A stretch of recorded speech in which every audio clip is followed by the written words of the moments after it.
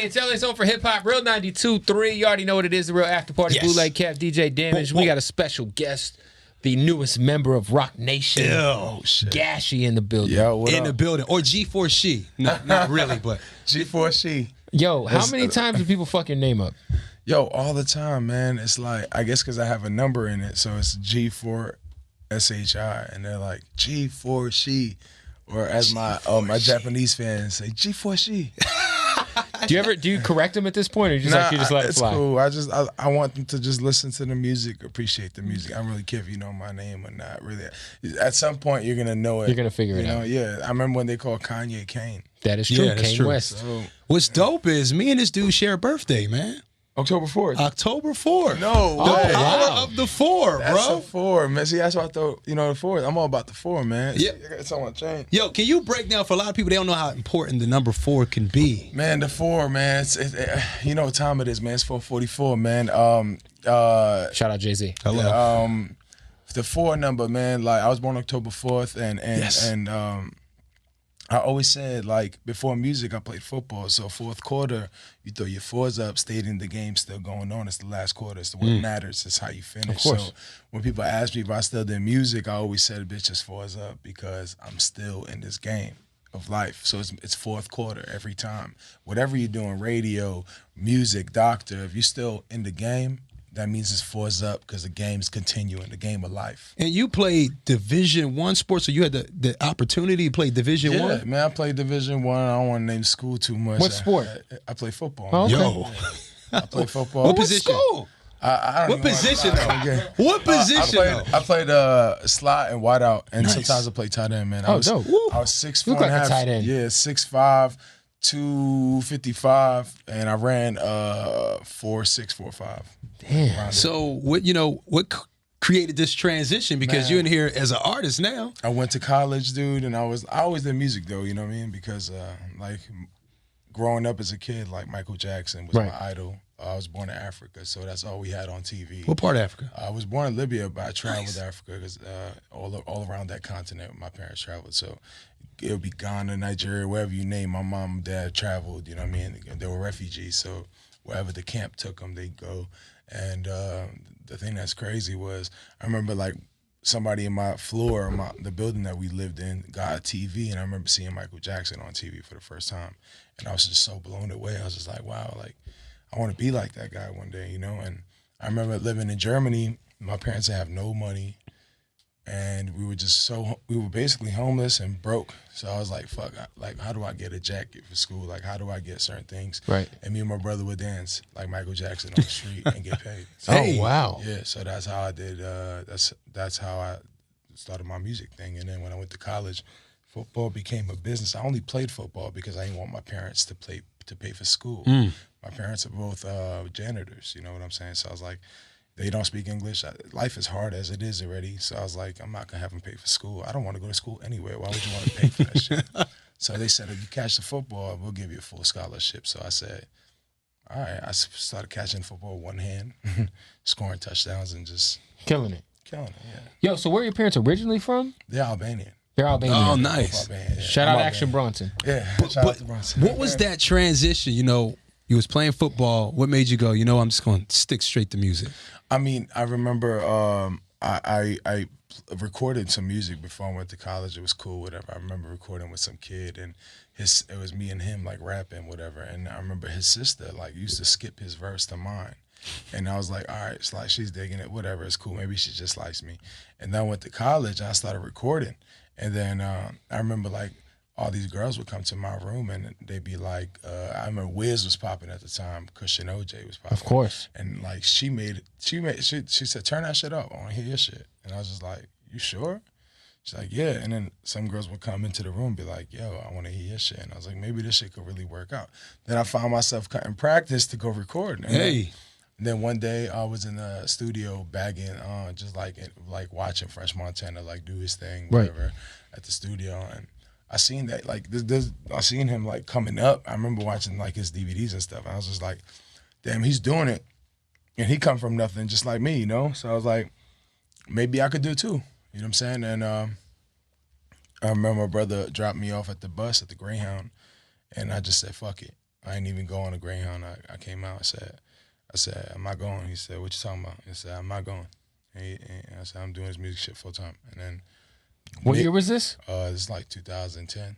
Oh damn, okay. And yeah, you know, I remember getting kicked out of my crib. Like my parents, like, if you could drop out, you have no job, you got to go. You know, and right? My parents are immigrants and they strict, so I was homeless for a year and a half. Pushing my CD, the CD I had Nipsey on it. Hey, I had Nipsey on How it. did you get that Shout out that to old Nip. Nipsey verse? Man, Because that was right around Bullets Ain't Got No Names. Yeah, man, dude. First of all, I was a fan of Nipsey, man, heavy, still am. You know, That was probably when Steve Lobel was managing Nipsey. I think it was Johnny Shipes. Okay. And he came to the studio, did a verse, and I was so happy, man, because I was a fan, you know what I'm saying? And I was like, all right, cool, boom. And then that motivated me more. I was like, all right. Now I had the CD. I thought I was going to get on. I ain't get on. You know what I'm saying? It was harder than I thought. I ended up homeless in the street.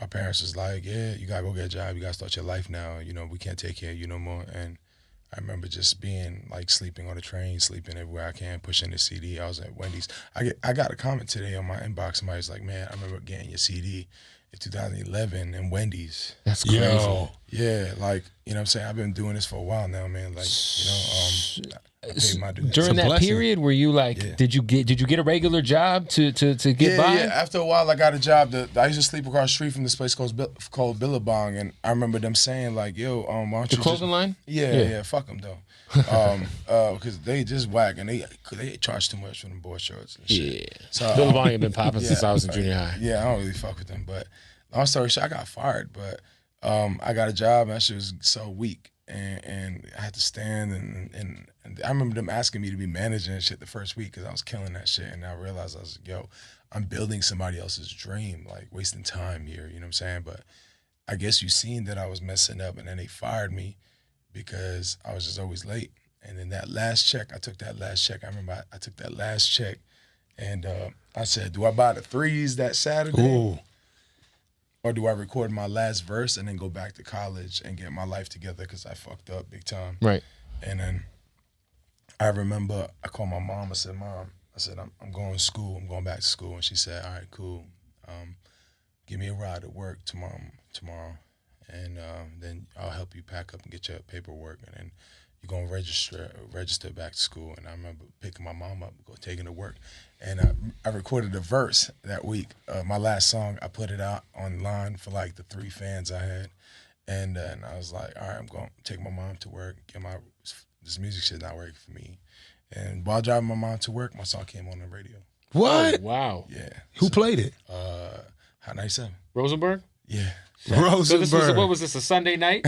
Late Sunday night? Yeah. That's fire. That's dope, man. It came on, and I said to myself, man, that was a sign. That was a sign that I need to continue. How was your mom's reaction to that? I cried. What'd your mom As do, you though? should. She cried too, you know. I pulled over and just cried, like, because nothing ever goes my way. So when it does, it just feels good. I mean, you put a lot of groundwork in. Yeah, bro. hell yeah, man. Like it's been fucking time. Like just sitting here, I'm just like, it's crazy. Like, you know, like Inspiring, I didn't bro. expect people to fucking even ask me any questions, you know. It's crazy because that's the first dude I had heard about you from was Joey Franchise. Oh, that's my guy. That's man. my I went to dude. school with him. Oh, you guys went to school Okay, together? when I got kicked out of school, because I went to 2 schools. When I got kicked out of school, I went to this other school, and I met Joey. We took communications class together. And Hey. he was DJ, and he's actually, shout out to Joey Franchise. He's the first person to play me on the radio. Great dude, man. Shout out Connecticut. Yeah, Connecticut. Shout out Connecticut. Shout out Joey, man. Yeah. Yo, it's been a long grind though. Like now you recently, obviously, it was earlier this week or late last week, it was announced you signed with Roc Nation. Whoa. Yeah. Which is a big deal. Major. Yeah. I mean, you know, I'm excited. I mean, you know, I decided, like, I did this record called Disrespectful. Just huge on And, Spotify. Big record. Yeah, it took off. I'm blessed, you know. I had a Stairs EP.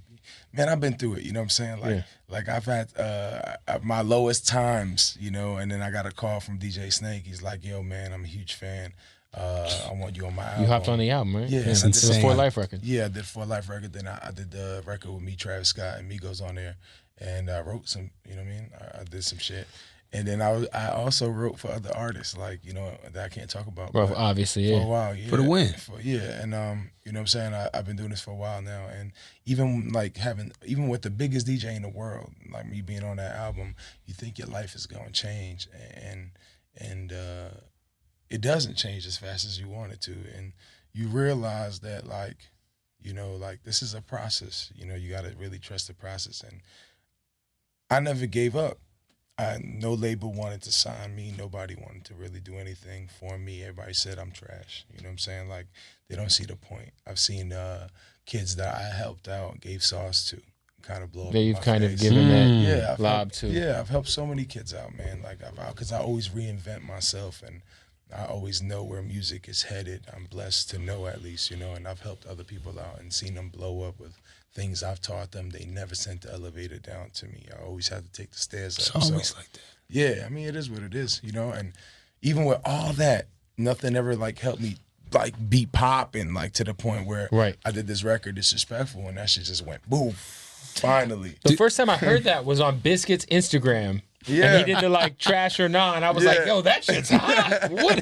Yo, Bruh, this that dude I've Joe been was rocking telling me out about. to this song every day in the gym. Not even know, because sometimes you got the Spotify playlist just running. Yeah. And I'm going crazy to I'm running in the back of everything. Yeah, that's love, man. Thank you so much. Yo, man, I mean, it's good music. Yeah, Thank for sure, you so man. much, man. Yo, that record changed my life, to be honest, because that record took off. And, you know, as far as Roc Nation goes, you know, first of all, I have every label in the country trying to sign me right now. You know That's what I'm beautiful. saying? Like, That's humbling, man. Hands down, like, any label in the country right now has reached out trying to sign me and trying to find out what my situation is. You know, because we made the story, my story short. We cut it short here because we don't have enough time to be talking about it. But I was signed. I had a deal. I was signed to this guy, Jason Flom. And shout out to Jason Flom. You know, I don't got no problem with him. Still a good dude. But they didn't know what to do with me, so I got shelved for a year and a half, almost 2 years. What label was that? Lava Records. Okay. So I had to figure out a way to get out of there, and I helped them sign a big pop star. And then I said, as let a me solid, go. they let you out. Yeah, they let me out. And then from there, I realized, like, I'm never going to sign to nobody else because nobody knows what to do with me anymore. And nobody was giving me the right opportunity. I signed to that man as, like, a favor, you know? Right. That was the dumbest decision I could have ever made. And now, Roc Nation. It sounds like you got some talent, though, as an A&R, though. I mean, you gave songs to people that blew up. Yeah. You know, you helped sign a huge pop star. I mean, your talents maybe can use, you know, over there at Roc Nation, you know, as time progresses. Yeah, I mean, you definitely have an eye for talent. I'll be honest with you, man. Like, I don't want to say too many names, but in the past 5 to 6 years, I've been in contact with every artist that blew up somehow, and I've called it out a couple years before, years before, you know. And it takes talent to know talent, man. You know what I'm saying? 100%. And That's a talent in itself. Like we were just talking about guys picking beats. Yeah. Like, That's you know, a talent. like But Rick Ross has got the best ear for beats it in all takes of some hip-hop type of history. humbleness and knowing who you are as an individual, as an artist yourself, to point out those talents, too. Because a lot of people try to push it away or, you know, try to block it. Man, they've been trying to ignore me for years. You know, I don't know what the fuck it is, but they've been trying to ignore me for years. Like, I haven't dropped hit after hit after hit after hit. You know, when Drake says, I had hit records in my demos. That's me. Yo, I really fucked with the Dubai record. Yeah, crazy. Because I hate that record. I like that record. My manager loves that record. It's different, too, because, like, people who might just think that, you know, because obviously on Disrespectful, you're really not, like, hitting anybody with the bars, per se. Yeah, I'm not. But you know It's what? kind of just a turn. You know I'm why? telling you, a It's some turn-up turn-up joint. shit. Because I really... But you have the capability of doing that. Yeah, I could really rap, man. Yeah, you for know sure. What? I could really rap, and I've come to realize, like, people don't want to hear bars anymore. Of course not. You know what I I'm mean, saying? shout out to the new freshman cover. No, but like, no shots. I actually think that this is one of the more accurate freshman covers as far as who should have been on there. I think they snubbed a couple of people. Yeah. But like this, like last year, you know, they had like a Dave East on there, Denzel Curry. Do you have even a Lil favorite Dicky list could rap. that came out? Because I know it's certain years that kind of stick out more than others. I mean, Or my favorite artist never made the list. Who's your favorite artist? Was Kanye on the list? No, it was not. It was Drake never made a list. No, Kanye. Drake, I mean, the list wasn't around when Kanye was. I think the only person that made the list was Cudi. I think he did make the list. He did. It was Cudi and Currency and Asher Roth. Yeah, that was the second one. Oh, I'm hurt. The first cover had Lupe, Boozy, Crooked Eye on it. Joel Yo, it Ortiz. had Crooked Eye on there. Yeah, Crooked Eye is crazy. I The was at a OG. Crooked Eye concert. I remember, I think it was Crooked Eye and like his crew, whatever. It's the first time I met Kendrick. And That's crazy. We had a conversation. Horseshoe Gang. He went up there, freestyled, and came down. It was SOBs, and he gave me his number, and like we were just chopping it up, and he's asking me directions to New York. That's crazy. Yeah, it's crazy. Like I've been in it for so long that I've touched hands with so many people that are running the game. You know. Go ahead. Go ahead. I was gonna ask you the Roc Nation situation. Yeah. How does that first initially come? Is it Lenny S that reaches out? Is it Hov that reaches out? So the situation with Roc Nation is a lot of people are saying, "Oh, you signed to Roc Nation." I'm still independent. It's a management deal. It's a management deal. Yeah, I didn't want to sign to anyone. You know, I feel like I have so many options. You know what I'm saying? And you know what? The price just went up 2 minutes ago. Right. The more I hold back, the more the price is going up. I'm doing fine. I don't see myself having to do that. I think the benefit you have though that other artists don't have is you have that long-term experience. Like it took a while for you to get here, so you kind of know how you want to move. Yeah. It's a lot of artists that, you know, they get these deals on the table and they want to go independent, but they really don't know how to move and shake on their own. Yeah, I mean, honestly, it's a lot of artists that I've met full of shit, and they're all like, they're all bullshit artists. You get what I'm saying? That is true. Because they lie. You know, I'm not lying to you. These are all facts. You know, I paid my dues and I kept my receipts. You can look at my receipts. I tell you facts. These are facts. Facts is I put in work. I put the groundwork.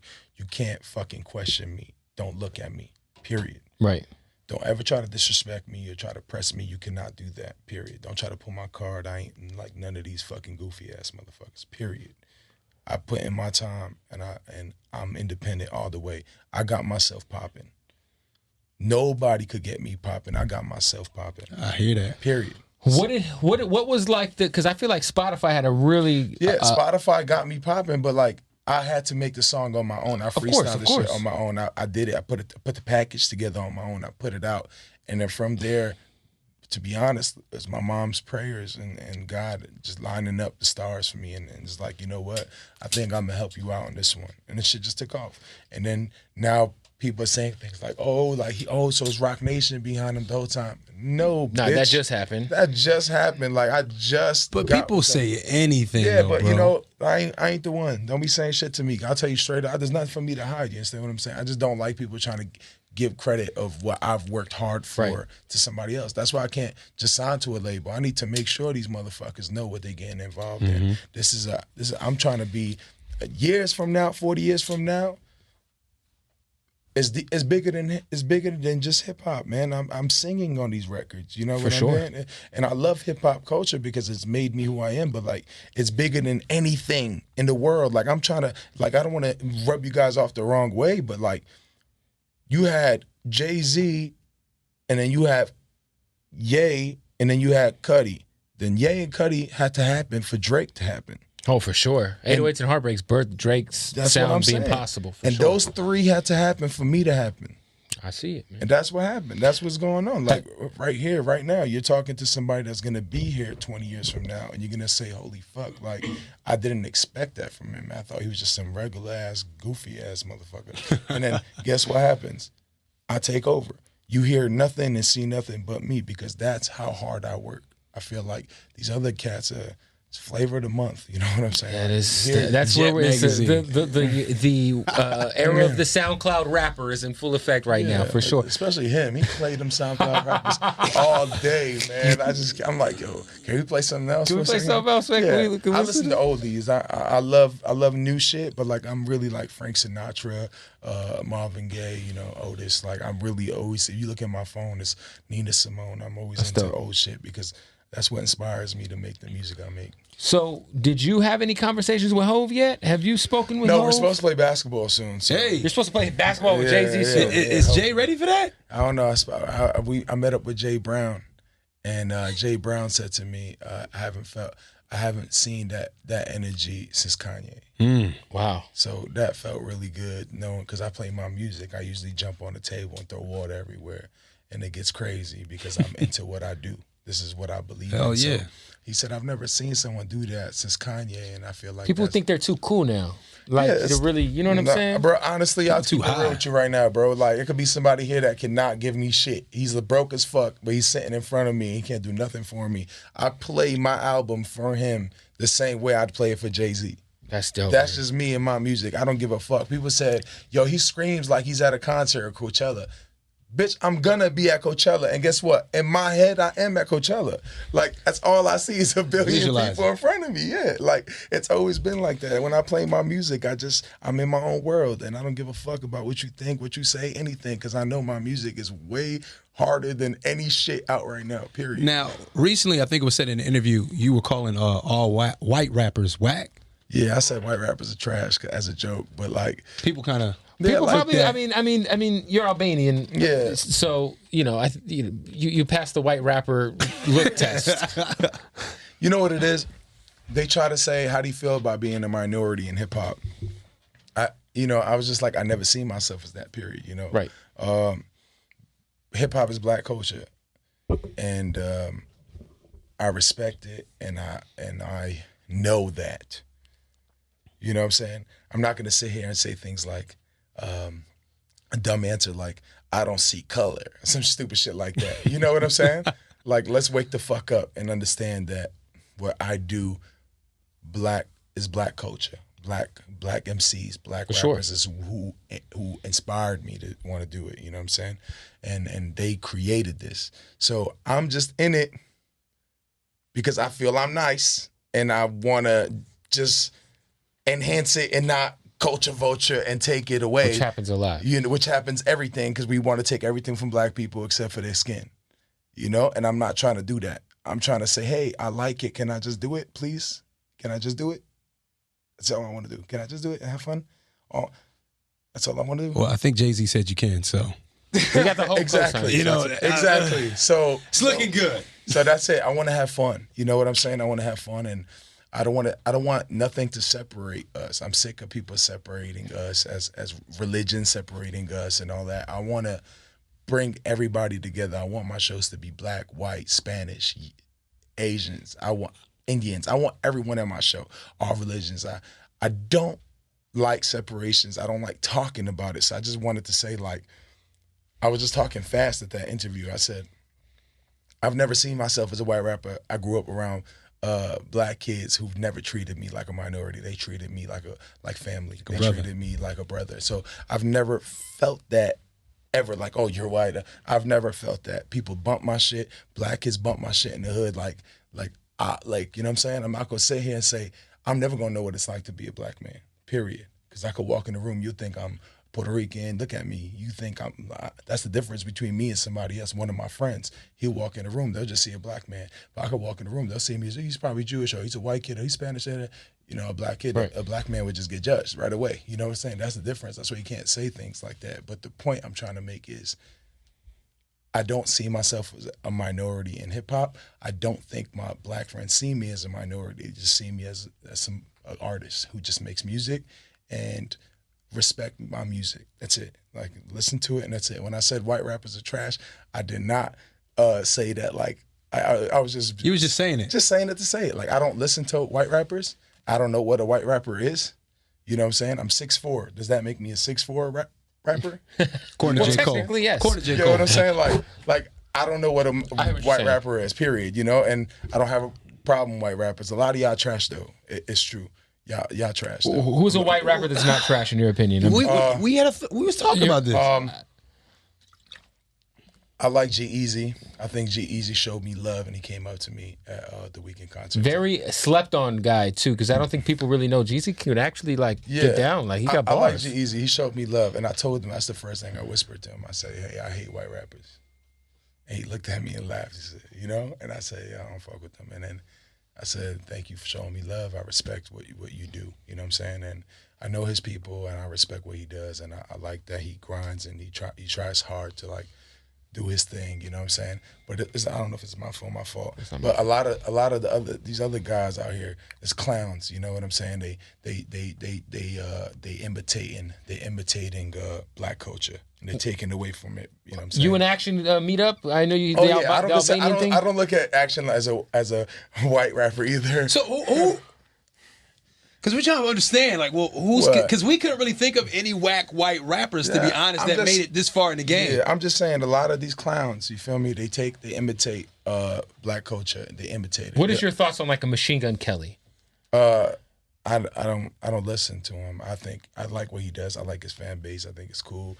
I never really got into it. No, I never really did. Like I think of interview with him and Charlemagne once, and that's far as I got. I respect him though. You know what I'm saying? I know he grind. You know, so yeah, it's whatever. Like I'm just saying, like I never went out of my way. Like you can't unless it's Eminem. You're not really.